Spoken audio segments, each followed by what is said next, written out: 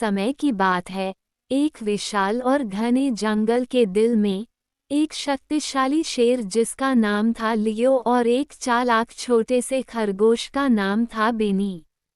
लियो जंगल में बसे सभी जानवरों के द्वारा राजा कहे जाते थे।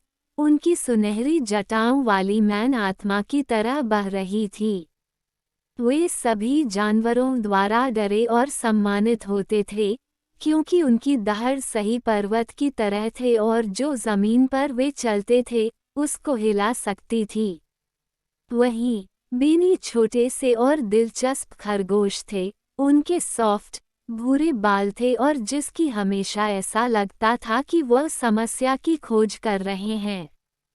वे अपने आकार से बड़े होते थे और हमेशा उनकी आंखों में चालाकी की किरण थी।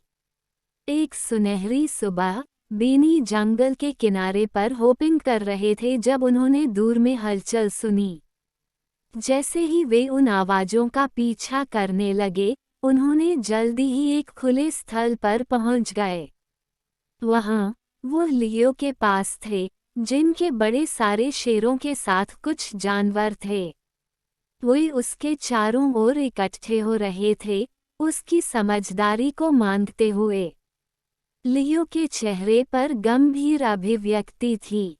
मेरे साथी जीवों, उन्होंने बोला, मुझे सुना है कि हमारे पास एक सूखा आ रहा है और हमारा पानी स्रोत जल्द ही सूख जाएगा।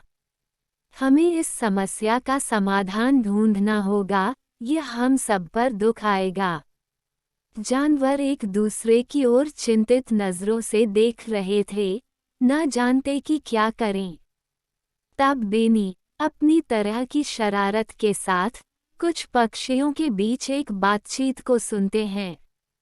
उन्होंने एक छिपा हुआ ओएसिस का जिक्र किया, जो जंगल के अंदर बहुत बड़ी सूखे के दौरान भी पानी बहाता था।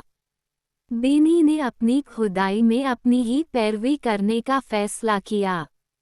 उन्होंने लियो के साथ एक योजना के साथ आगे बढ़ने की प्रस्तावना की।